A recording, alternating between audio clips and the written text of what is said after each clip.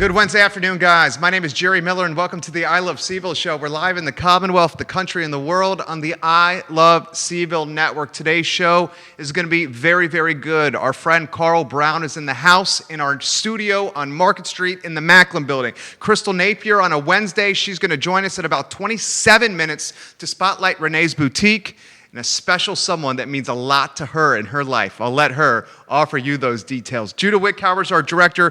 Judah, if you could go to the studio camera, please, and let's welcome our friend Carl Brown to the show. And Carl, I think it's important for us to emphasize before we go down this road, you and I are 8 feet plus apart. We've never gotten within 6 feet since you've entered in this studio, and if we happen to, we will put our mask on. We are doing this interview safely. I'm totally with it. Yeah, good afternoon. How are you? I'm good, always good.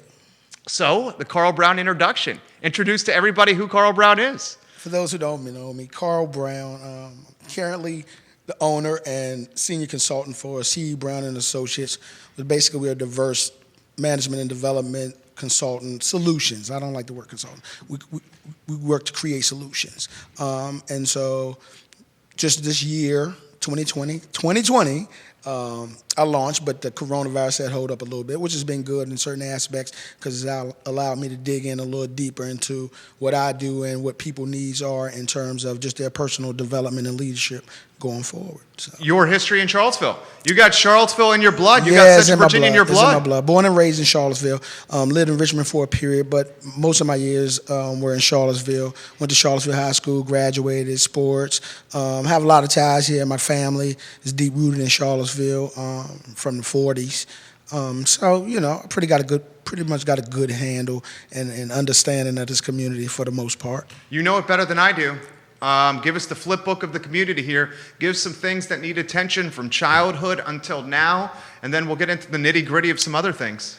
An overall view, and like you always talk, I don't like to look at it from the standpoint because I don't know the cure-all, end-alls. Just from my perspective, I think Charlottesville has kind of taken on the root of the whole entire country, and so we kind of see the similarities in terms of what's happening, which is unfortunate, but I think sometimes it's needed just to kind of get to a fresh start. I think a lot of what is going on is a lot of cliquish. I think we need to get back to individuals being individuals first and being able to represent what they strove to be. I'm a firm believer in leadership, and it's not whether I believe it or not, it's the truth. Leadership should benefit the people that you're leading. It shouldn't benefit the leaders. And so that's just something for people to just take note of. I won't go get into it because I don't know a lot about it. That's not something that I put a lot of time into in terms of that's their jobs, and I got a job myself. And so for every minute or hour that I take stressing something that I can't control, somebody is impacted because I control myself, and I know what my value is in terms of helping people is. So I need to make myself available. Charlottesville High School graduate? Charlottesville High School graduate. So what year? 86. What do you remember from Charlottesville High School in the 80s? You were a popular guy. Well, I mean, there's a little more freedom than people would like to give credit to, and I think a lot of that was how you navigated it and the relationships you built. And so if I got one thing to say about Charlottesville, it's probably the relationships. It has nothing to do with the school. It's probably, when you think about it, it's people. Those individuals who still impact your lives, you still have that relationship and can be able to say, 40 years, we've been friends through it all. And so that's probably the most important part. I remember the people most than I do like any particular aspect of the school. What are some of those people? Number one, Phil Stinney. Phil Stinney. Love Phil Stinney. Love you, Coach. Well, I don't know how many people love him, but I love him. I love him. Nobody loves him more than I do. That's fair. And so I've been knowing Phil since I was probably 6, 7 years old. How old is he? Older or younger than you? He's older than me, about 2 years. Okay. And so Phil, Phil took me under his wing a long time ago, and so we had a lot of similarities in just upbringing, and we were able to navigate that. And my friend Clyde Thompson. And so I got a lot of other friends, but you talk about those ones that really get you, understand you, unconditional friends, like read through it all. Like, so Phil was able to go overseas, get drafted, the whole thing. And I've never had a point in my life where it was like this dude play overseas. He was my friend that he was when we were in the park working on. So it's a lot to it, so we came from something else. And so a lot of people don't get the journey. They just get the destination. And so that journey I've been able to share with a lot of people, but those two in particular, only because I still have contact with them and we can reflect on where we've come and be able to appreciate where we are right now. You're getting love right now from a lot of people. Margaret Matthews giving you some props right now. Corey Tinsley, hello. My guy. Give Carl Brown a like and a share. We got folks in Richmond, Virginia watching you as we speak. Same with the 757. Let's throw this to you here. You, a leader. People look up to you. You are a mover and shaker. You have a positive reputation, and you certainly have a legacy that you're building. Let's talk about building that legacy and leaving that mark in this community from a Carl Brown standpoint, because you're doing it with kids, you're doing it by giving assistance and guidance and being the North Star for folks that are incarcerated. You're doing it from a coaching standpoint. You're doing it from kids that are going and playing high-level college ball, that are trying to play professional ball. You're giving them guidance. Can we talk the word legacy and what that means to you, and what the word legacy means to a community like Charlottesville that's small? Legacy. Legacy, first of all, is not going to come from me. So I will never, I'm going to build on what I build on. And so Be Real, my Be Real brand that's going to be my legacy. I see, and it's really not my legacy, and I am very conscious to say that. Nothing is never yours if it's for the benefit of somebody else. You know what I'm saying? So I'm really just sharing tools that have worked for other people and allowing other people to utilize the tool who might not necessarily get it if I were your traditional business that say you got to pay for it. You know what I'm saying?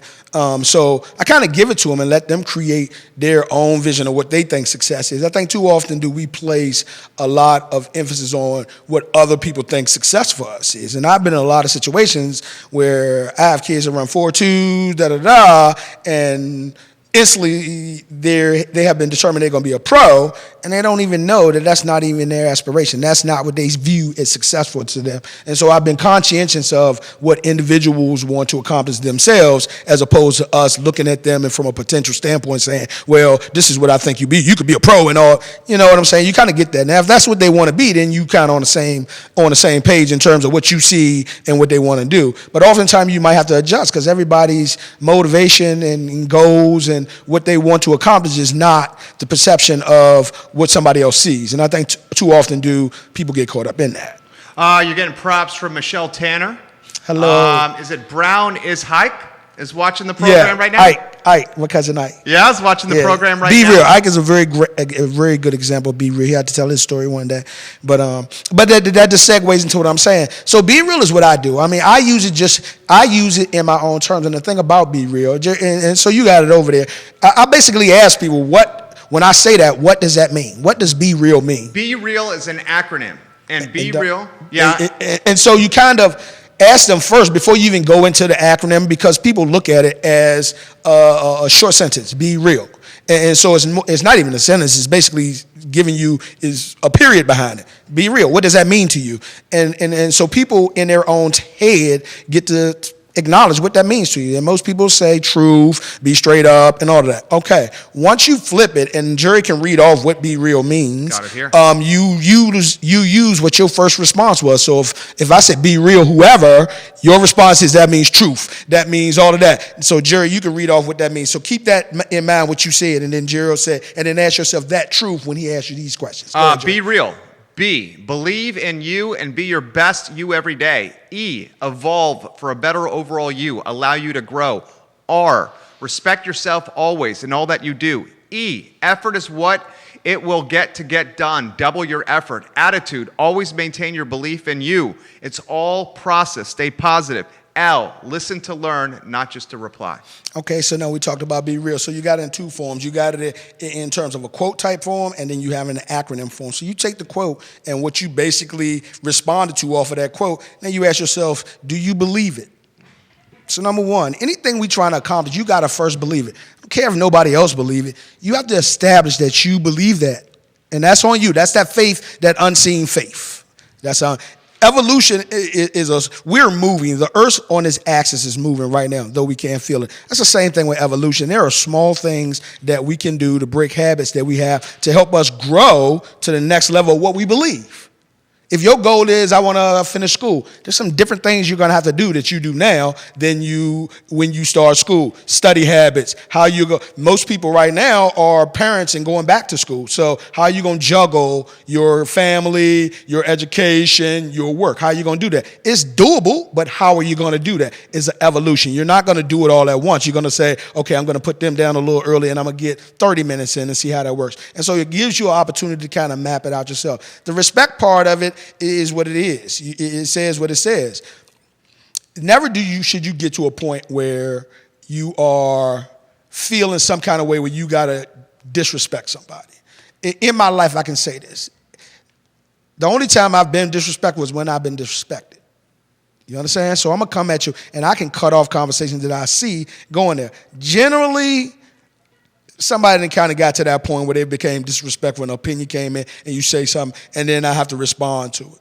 Now, am I perfect? No, I've grown to that point because there was a time that I was that other person. You say something, and particularly when it comes to sports, and it's generally competition. Yeah, because the macho comes out. Well, it's the competitive edge. It's not even a macho thing. Basically, I was raised on a no back down. I'm 5'5", playing basketball. For me to even be able to exist on a basketball court, I had to bring something else. I brought dog to the table. You understand what I'm saying? I was going to be that dude. If something went down, I'm going to protect my players, and I was going to run up on the 6'6" dude just to let him know, fighting all of us. You understand what I'm saying? And that worked out, and I taught my teams how to do that. But I had to learn. I'm not in that competition mode no more. The focus is me. I am my competition. Sure. So I can't go at people. I don't have a right to go at people and be disrespectful just off of my opinion. Sure. You know what I'm saying? Yeah. And then adjusting your attitude. Basically, a lot of times we get to points in our lives where we hear no, and we instantly think that's the end all be all, and basically not even understanding that's going to be your altitude.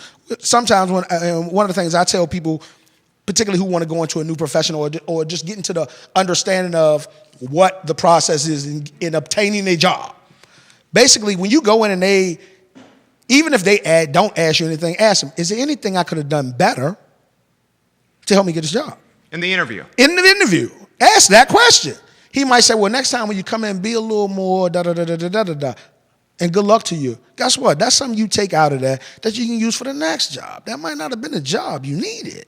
So don't get to the point, I ain't going to apply no more, man. I know they ain't going to give it. Nah, you can't think like that because now you've told 1 trillion sensitive cells in your body that it's not going to happen. Love that. You've already told that. Your mind. Power of the mind. Power of the mind. You've Love already told. And a lot of people do that. Disappointment becomes a part of people's makeup. Disappointment is something that happens and you're supposed to move on. Disappointment can be willed into the universe. Yes, it by can. what you're thinking. Exactly. So, and then listening to learn. That's the hardest one. A lot of times we just reply. We don't listen what's being asked of us. We listen how it's being asked. Listen to what a person is actually saying, and they'll tell you a lot. And I've learned that. And people will say, oh, you were talking all that. I talk when I have to talk now. But generally, I'm not big on a lot of conversations and small talk, filler talk. I'm not a lot big on that. Yeah, you like your action. Yeah. I want to be able to talk about something that I can Tangible. say, okay, let's talk about this. Let's go do this. This is what, let me jump on the research of this or what, you know what I'm saying? And so you put those things together, the believe, the evolve, the respect, the effort, the attitude, and the listen, and the learn. And you ask yourself, what are my strengths? First, write it down. What are my weaknesses out of just these 6 things? All of us have weaknesses, and that's the other thing. We got to take off these masks we wear because we perpetuate like we perfect. Or You're talking figuratively. I'm talking figuratively. Everybody in this world. Yeah. Everybody in this world know they have weaknesses. The only thing they do is they don't dispel them, and that's called transparency. So if you go into a situation and you know you don't know how to do the situation, and you go into the situation and do it, knowing you didn't do it, come on, you're going to impact everybody that's involved in that, as opposed to saying, I really don't know how to do this. Carl Brown, give Carl Brown some props here. You're getting props from Timothy Robertson. Timothy Robertson says, what up, Carl? What's going on, Tim? Long time no see. Judy Fields Clark, hello. Carter Brown, hello. Welcome to the broadcast. Lorenzo Thomas Sr., hello. That's and welcome to the broadcast. Hold on. Let me back up, because you said that right there. Phil Stinney, Coach is watching. What's up, Coach? My guys. Your boy. I love that guy. And so you mentioned Lorenzo Thomas. That's my other guy on a whole nother level of thinking. So when I was growing up, that was like my and we grew up, me, him, all of us grew up together, but everything was different.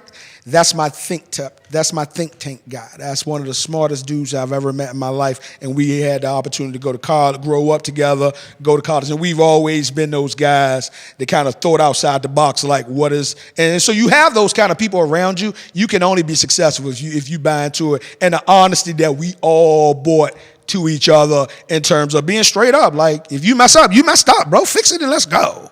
Best boys basketball you ever see play in Central Virginia? Best boys basketball player or team? Both. All right, so in your era, in my era, I mean, it's got to be Phil, right? No, Phil tell you it won't Phil. Now, when Phil got to the height of what he was, he do what he do. You're saying when he got to 6'8", 6'9"? No, he's always been that way. When he got his knee surgeries and we went to the lab the summer before his junior year, and we went into the lab. Which we still do. People got to figure that out. But when we went to the lab and came out, that's when people recognized Phil as, after he had put the work in. Now, the year before, he had knee braces on, and they didn't even want to play him. So he put that work in now. And so, much like his son, Aaron, I'm just watching him in Super Bowl. Aaron City played People the need Super to Bowl. understand that chip came from somewhere because Phil's always had a chip like, okay, I got you. And so off of his chip, that became my chip. And so we just walk around with chips on our shoulder all the time. Best guy, best boy player you ever seen play. Can I throw some out? Go ahead, I'll take it. So my era in Central Virginia started in 2000 when I got to college here at UVA, and then I started working part-time at the newspaper. So I don't know anything really pre-2000, 2001. All right, so you name who you name, and then I'm going to probably have to go pre on you. But go ahead. Go before me. I'm going to end this conversation real quick. So I'll throw some out there. I'm going to throw Bradley Starks out there. I trained Bradley.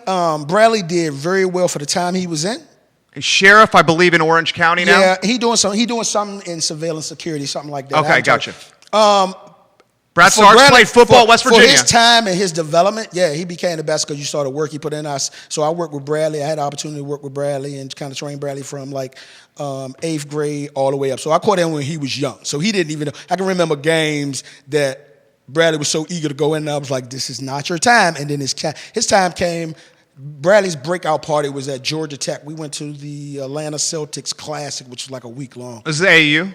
This was AAU, yeah. High level at those days. And so Bradley's going on 9th grade, 10th grade. That was his coming out party where he just started dunking and doing against top level. And that's when I said, okay, your time is coming.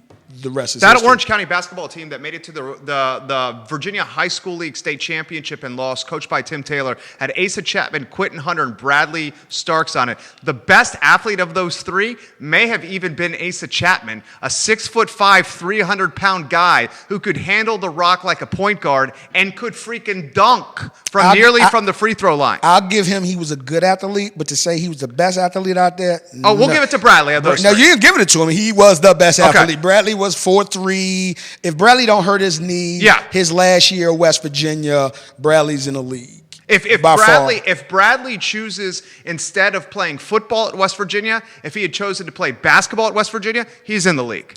Basketball a little different when you talk about that league. So you thought football was his best play? And to get to the league, he was 4'2". He fit the mold for that. Basketball, he now becomes a 6'3". And 6'3", 6'4". 4'2s don't work in basketball. They don't give a poot about 4'2s. And so the game evolved so much, you kind of got to look at it during that time. He probably was a better football player for that time because he was 6'3". He was a big receiver. He was a fast receiver. He could catch. He was athletic. He was smart. He was long and rangy. Yeah. And he was making plays. I mean, basically, he was playing. He played as a freshman all the way through. Right. The knee injury jacked him up a little bit. Okay. So I'll go Starks from on. How many you get? 3? How many you going to take? I'll go 1 because you know this better than I do. I think we're clear-cut in so agreement. So you're saying Starks is the best in your eyesight? Bradley Starks in my era, from 2000 to now, because and for frankly, it's 2000 to 2015 because I got out of the game after. I'm gonna go in history and listen. You would find, and I know a lot of cats didn't play. Carl Brock Jr. by far. I know that name. Is the best basketball product to come from Central Virginia. Ever. Okay. Ever. Okay. Now, the road he took. Do you guys agree or disagree? Put your comments in the feed. Agree or disagree? There's a proof in the pudding once you taste it. If you didn't see it, you can't talk about it. What year was he? He was a year ahead of Phil. Now, listen, when people were talking about Michael Jordan, what he was doing Michael Jordan when there was no Michael Jordan. What happened to him? He went to school. He actually ended up passing away, but he went to Fort Union, and then he went and played at Norfolk State and helped them do that. And then Spartans. And then it went from there. And there was a time where recruiting and scouting and all that stuff wasn't as prevalent as it is now. So coming from a black school, you ain't gonna get a lot of attention that you would if you were coming from a major college. And back then, Norfolk State was CIAA, so they weren't even Division I. So you got the love from the HBCU community in terms of them knowing what was going on, but in terms of the mainstream, something even like Virginia, they wouldn't, but by far, that's don't even talk about all that. By far, the best basketball player. He had a cast on his wrist. I watched this. He had a cast. I saw him get 28 with a cast on his wrist. Shooting hand? Shooting hand. Jeez. So he's just tacking a rack then. Oh, dude, he's 6'6". He was Michael Jordan. I mean, basically, I watched him do a tomahawk in the game, the one that Jordan did when he brought out. I watched Brock do that in like 83 against the best. So back those days, we were playing. I love talking with you. Yeah, well, back in those days, it was a Western District, and the Western District was by far the best district in the state of Virginia. They basically made Maryland football team. They started, and then those guys were going to Penn State, and this is going 29 South, and so it was Charlottesville, Albemarle, and everything South. All the Lynchburg schools, Danville, Halifax, Glass. all of that. That was your those were league. nasty teams. And so people were like, well, y'all know we were in the top division. And for us to win a beat Danville. That was like the Peninsula District is now. Yeah, well, yeah. So what Tidewater is now, that's what we were back then. I've actually heard that from a lot of people. Yeah. Are we in agreement that Kitty Cat, someone tag Andrea Barber. Are we in agreement Kitty Cat Barber's the best female you've ever seen? Ooh, he's thinking about it. Well, I know her a little differently. You know what I'm saying? So when you talk about she the best at what she do. You say Melissa Stepp? I think basketball can be valued in so many different, is all in what a person has to do for her team to win and to get her team. It's a buy-in. And so who's going to make their team better?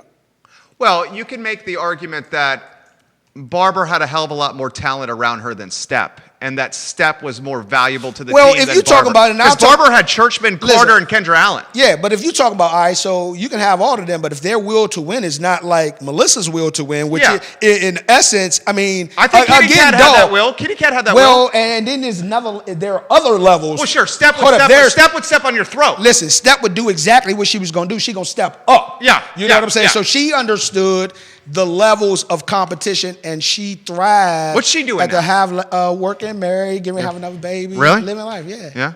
How about Kitty Cat? Working. I just saw her over the weekend. Working, still doing what she do. Kitty Cat, I would love to get you on the show. Anytime you want to come on the show, please. It would be open to be fair. Let me throw this to you here. Tough question. But you never answered the girls. Well, I think you think it's either Stepp or Barber for you, right? Well, they're two different kind of players. So, Stepp's a point guard, Barber's a slasher. You got to look at it from the whole overall game. There are aspects of Kitty Cat. Those are two different players in terms of how they're going to go about what they do. Kitty Cat going to fill the stat sheet up, and she's going to play the whole game. Now, when it comes to situations like double teams and understanding who I'm going to get off because I know this is going to happen, I probably would go a little more with Melissa because she's going to be thinking the game throughout the game on what she needs to do. She'll understand, okay, I'm going to score because they're not scoring, or I'm going to get her off. And so it's a different kind of thinking. If you just go on pound for pound athleticism, Bradley was all of that. That's why I give Bradley that. He was all of that in one. He understood. He was a leader. He understood. His team was going to follow him, and he understood they're doing this, I'm going to get you off. Or they're not going to play me like this, I'm going to get 30 on them. And so that's a different kind of understanding. So when you talk about the best, I need all of that. I need all. So you giving the edge to Stepp? Is that what you're saying? No, I'm saying that they're all different basketball players, and if you start the class, you put them in a pedestal, and everybody has different aspects. In certain aspects, for Kitty Cat could dominate any game. Anytime she wanted. As a freshman. But here it is, when you run, she didn't, but when you have like-minded, and sort of, it's kind of, I don't judge those individuals that I've worked with. So we're not competition. We all have the same mindset that we in go mode. So we going against each other. I expect you to go at me, and you expect me to go at you. You just got that comment on the feed. Corey Tinsley, the most mentally tough cornerback I ever played with, was a 5-foot frame and a 6-foot body, and his name was Carl Brown. That's my guy. And so you learn that. And so you can't, John Hopper giving you props. Mary Brown giving you props. That's my mom. Joseph Woodson giving you props. Malik Ward, Sean Pendleton. I mean, the list can continue. You got 6 different states watching you this show. I got a tough question I got to ask you. You know where I'm going to go. Go. Okay. You talk about Bradley Starks. Mm-hmm. And Bradley Starks had the unique ability of bringing the best out of other people around him. Mm-hmm. There was no person I enjoyed interviewing more after a game than, say, a Bradley Starks or a Kevin Leatherwood.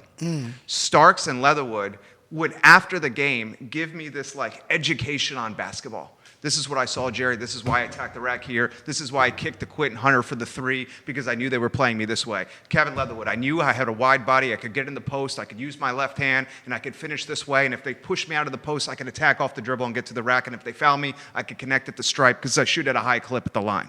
Okay? So I'm literally like learning from 17-year-olds in college, absorbing it.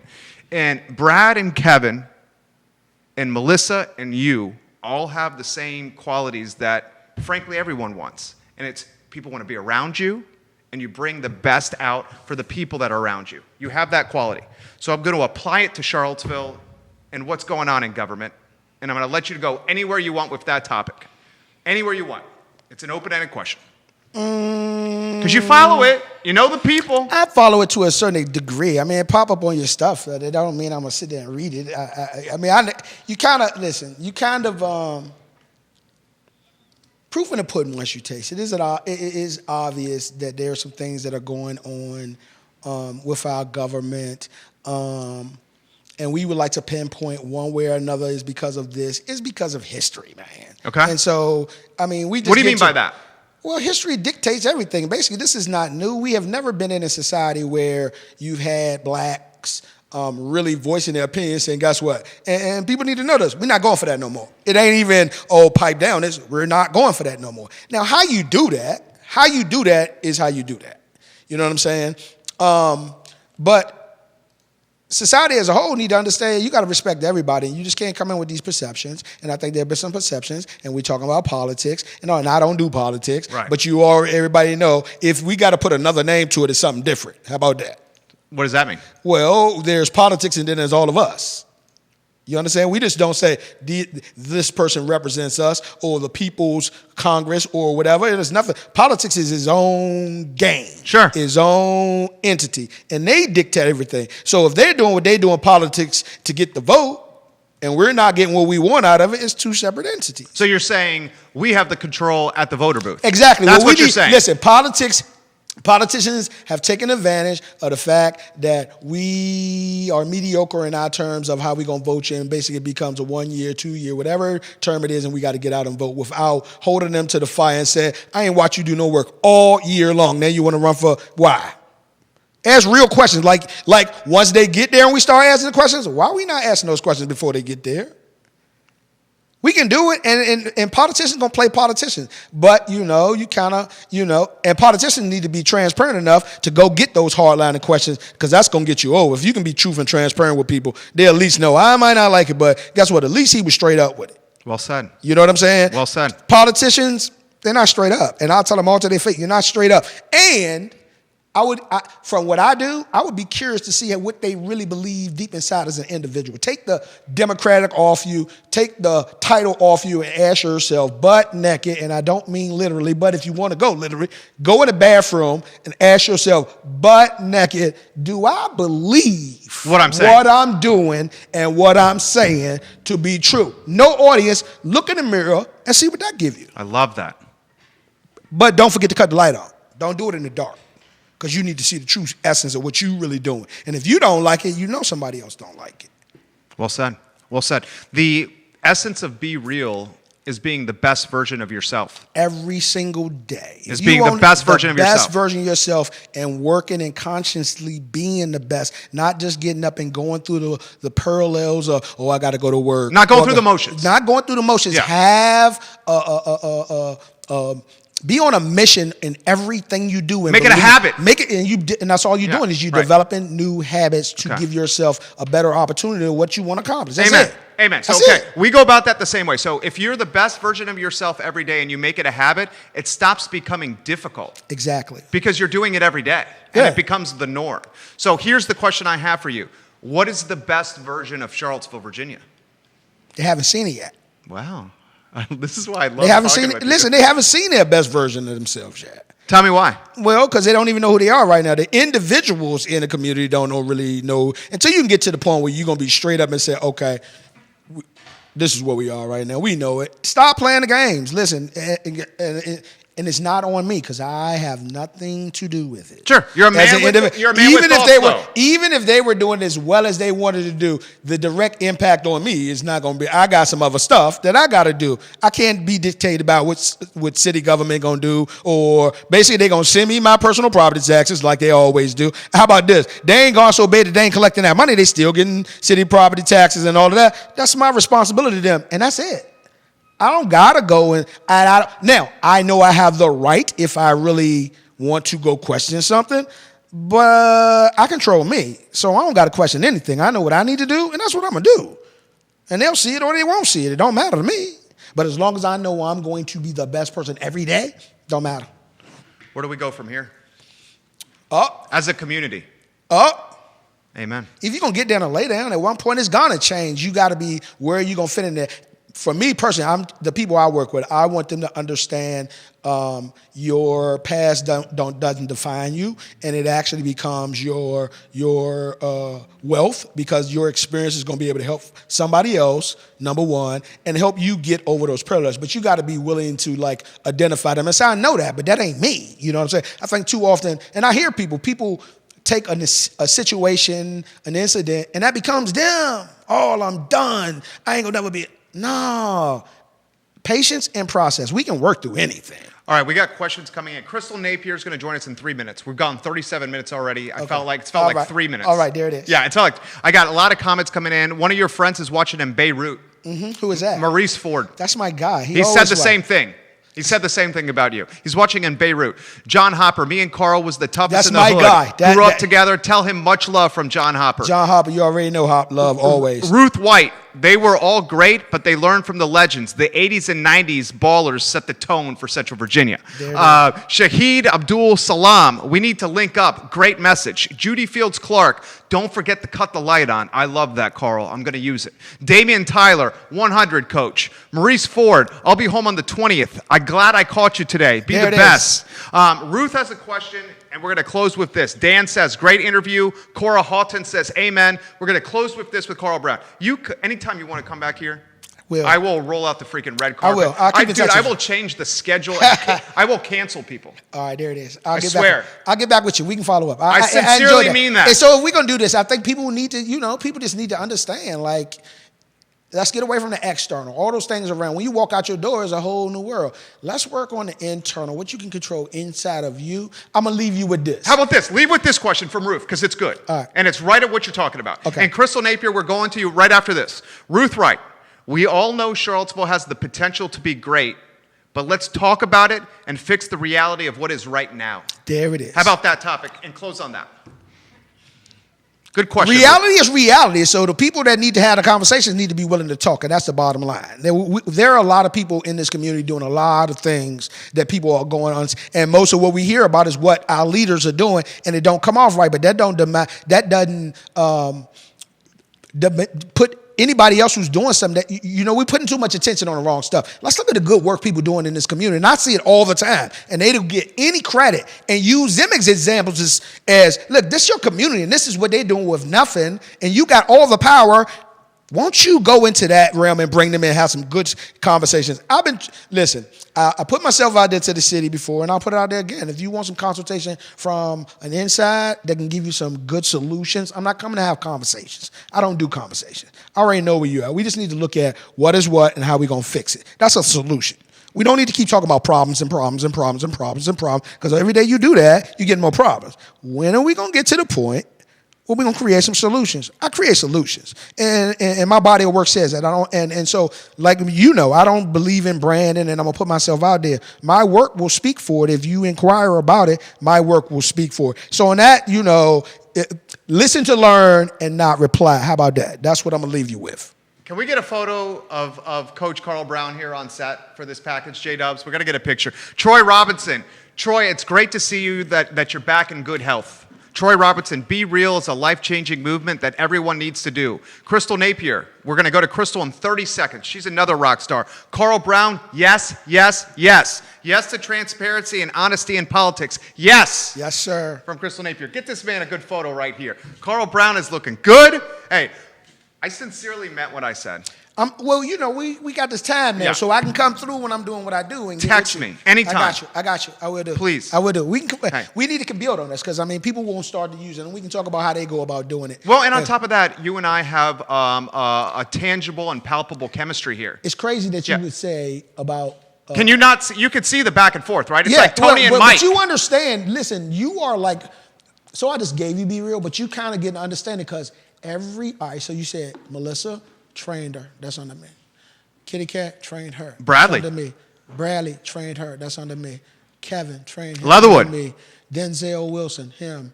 Point guard, Albemarle County. Devin Gentry. Point guard, Charlottesville High School, Devin Gentry. I'm not even leaving anybody out, but what I say is I don't give and I teach to teach. What do I mean by that? Those that I teach what we do, teach that to other people. Yeah, that's called, you know what that's called? That's called legacy. That's called leadership. That's called leadership, right? That's called leadership. That's called leadership. You supposed to, that's leadership. As a leader, you supposed to make the people that you're leading better so they can go lead, and then you get a bunch of leaders. Okay. The man just said it better than I could. What he just said, and I'm not even going to take it anywhere else than what he just said, applies to so much in Charlottesville. Exactly. And we'll leave it at that. Exactly. Is that fair? That's fair. Hey. Much love, man. Always, man. Stay Carl, strong. Seriously. Oh, anytime. Dude, you already know, dude. Good to see you, friend. Always. J-Dubs, I'm going to get Crystal on the line via Skype here, and then we got to make sure we got the red carpet for Carl to get out of the place anytime you want. I got you. Yeah. Crystal Napier, we're rigging you right now on Skype. She done? loved what, yes, sir. Yes, sir. We got Crystal on the line now, J-Dubs. So Crystal is watching. Crystal, you look absolutely beautiful. I'm going to ask you what you're wearing here in a matter of seconds, but before I do, some of the stuff that Carl was saying resonated with you. Why so? Carl was just so real, and I'm all about that. And when he hit the nail on the head with me when he was talking about, it takes transparency and politics to make change, and that's something I've talked about, and that's how I was raised, to be honest and transparent with folks. And if we have more of that, I think we would be better as a community as a whole. And as a world, honestly. as a whole world. As a whole world. Crystal Napier, owner of Renee's Boutique. We're about to spotlight someone incredibly special here on this show. Before we do, and I'm going to let her know why, let her explain to you guys why this person is special. Give us some insight into what you're wearing, what's behind you. You look fantastic. Well, thanks, Jerry. I'm actually wearing a top that I literally sold the last piece this morning to an old high school friend. It's a crisscross sweater. It nice. has the detail in the back. And so I'm really excited to be, finishing up with some of the collections that I have because I'm launching the new website next week. It's happening. So I'm really excited about that. And then I have a new setup here, changing it up a little bit, showcasing my PPE queen over here. I love it. Those masks have been red hot. They have. So we have the Black History icon mask, and then the Queen Collection mask, which she's wearing. It's a lady in a head wrap. And then we have her wearing the pashmina as a head wrap as well. And our mystery tote collection has been super hot. Folks have really enjoyed and taken advantage of that wonderful deal because you get 5 fantastic pieces from Renee's Boutique for the price of $49.95. And I think ladies are just having fun that I get to personally style them, and they've been leaving me a few notes to let me know a little bit of detail about them, and we've had some great feedback, positive vibes, and it's really it's a hit with folks. So check out the mystery tote. It's the perfect Valentine's Day gift for your loved ones. And that kind of leads me into the person that I get to spotlight today that's near and dear to my heart, which is my mother. I love it. I love it. And before we go down the road of spotlighting her mom, AKA the mayor of Nelson County, her name is Betty Howard. Renee's Boutique LLC.com. Renee's Boutique LLC.com for your Valentine's Day gift ideas. Betty Howard, Crystal.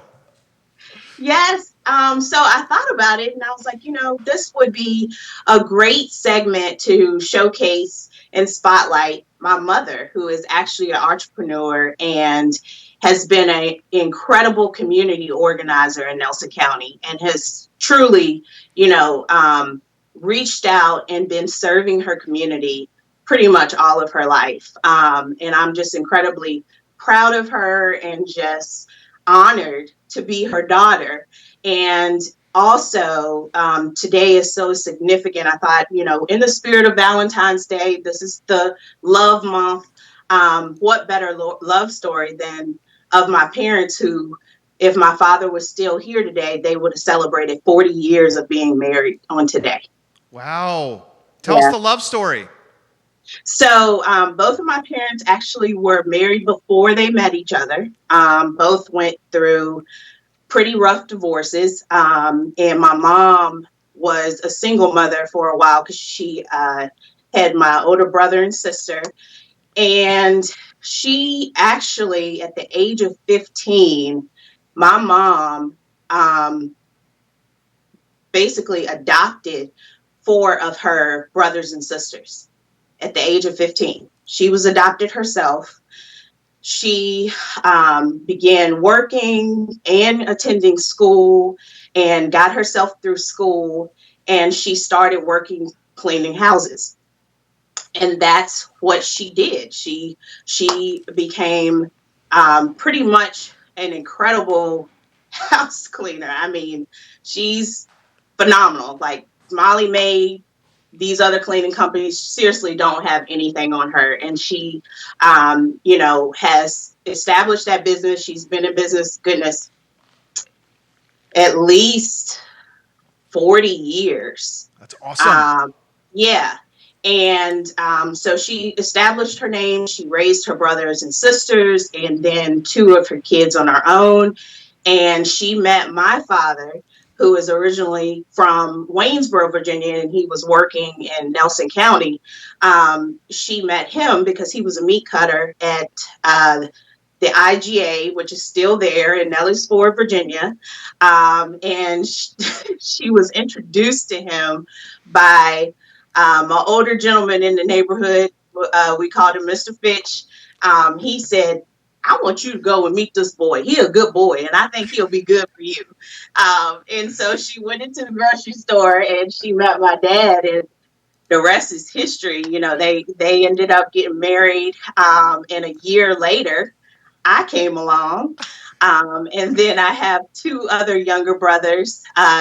We are 4 years apart, and they are the hardest working folks I've ever met in my life.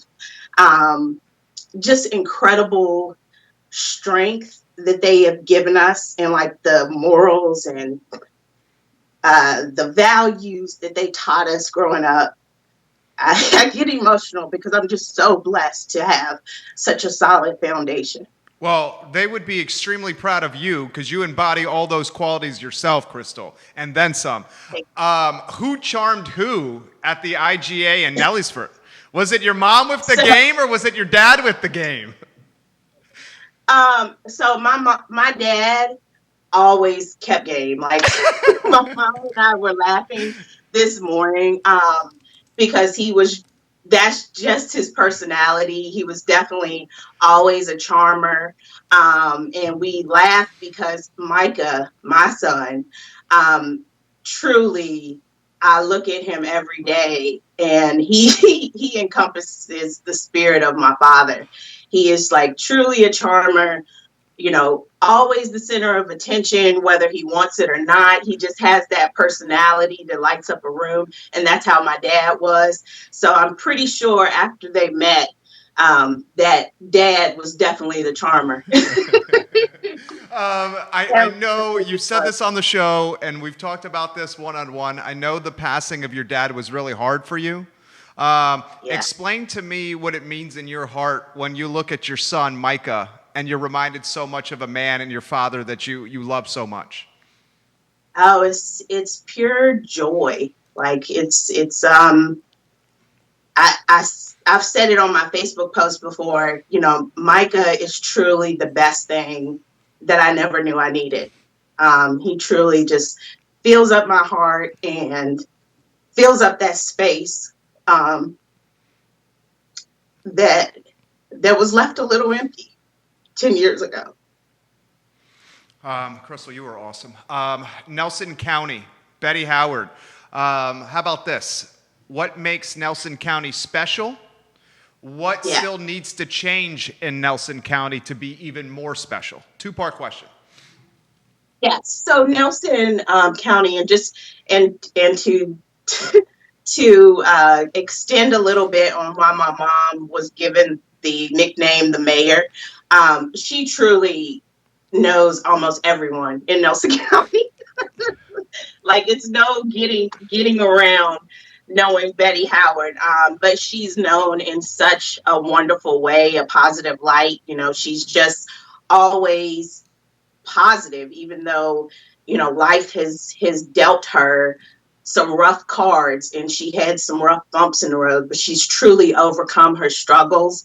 And I just admire her strength, and always does everything, with a smile when she's out in the community. She's worked the polls for 40 years. Wow.